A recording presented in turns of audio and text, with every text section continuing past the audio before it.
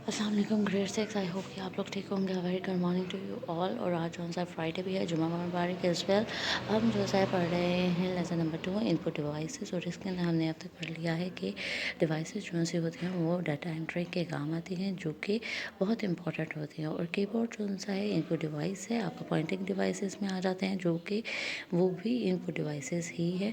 जैसे कि आपका माउस जो सा इनपुट डिवाइस है, आपका टच पैड जो सा होता है वो टच स्क्रीन के लिए, टचिंग के लिए काम आता है। लैपटॉप्स में ये पाया जाता है टच स्क्रीन। और जो सी होती है वो होती है आपका टैबलेट की, आपके मोबाइल की। इसका जो सा कवर होता है, फ्रंट साइज होता है वो प्लास्टिक का होता है और कभी कभी ग्लास लेयर का होता है। फिर आपके जॉयस्टिक्स आ जाते हैं जो गेम खेलने के काम आते हैं, या फिर कंट्रोल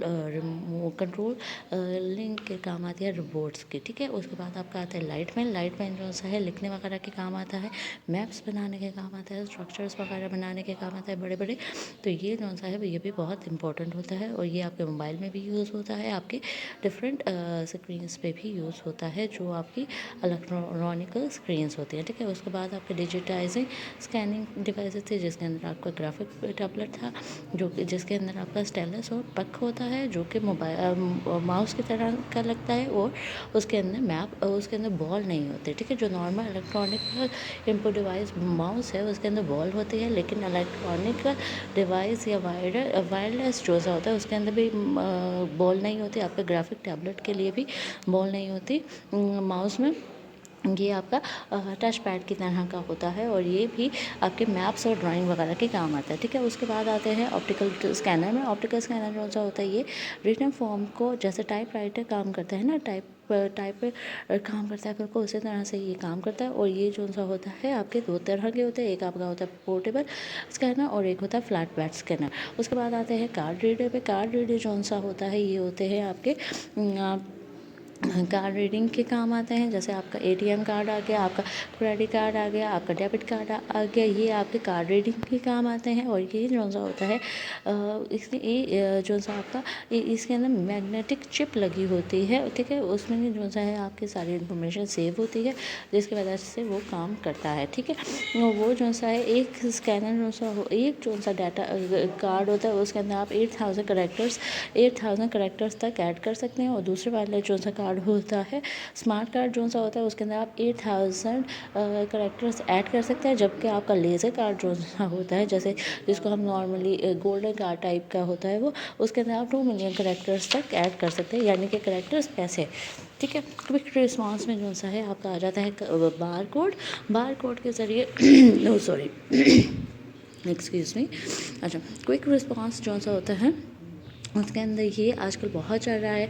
आपको स्कैन करना होता है तो आपका फटाफट से काम हो जाता है। अगर आपके पास आपने बिलिंग करनी है तो आपका स्कैन करना होता है, आपको उसके लिए ऐप डाउनलोड करनी होती है पर्टिकुलर। जैसे कि अगर आपने किसी चीज़ किसी भी ब्रांड पे आप जा रहे हैं और शॉप कर रहे हैं, लेकिन आपके पैसे ख़त्म हो गए हैं, तो आपके पास अगर उसका ऐप मौजूद है तो आप उस पर जाके उनके सेटिंग्स में जाके वेब एक आता है वेबिनार, उसमें जाके तो आपका बार कोड आता है, आपने उसे स्कैन करना होता है, आपके पैसे ट्रांसफ़र हो जाते हैं। ठीक है, इस तरह से ये बहुत ज़्यादा क्विक रिस्पॉन्स होता है, आपको कोई भी कार्ड की भी ज़रूरत नहीं है। अब ये आपको जो स्कैनिंग के ज़रिए जो सा है हो जाता है आपके पैसे ट्रांसफ़र। इसके लिए आपको सिर्फ जो सा है उनकी ऐप डाउनलोड करनी होती है पहले से, बस।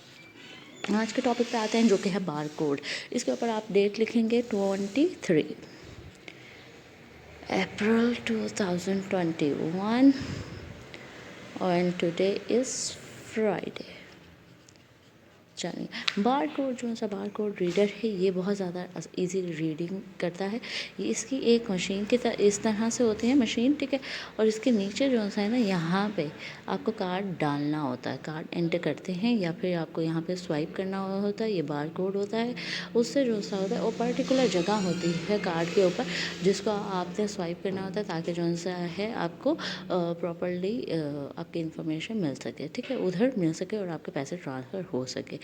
ये जो सा होता है ये ओरिजिनल प्रोडक्ट जो सा होता है कंट्रीज़ की होती है।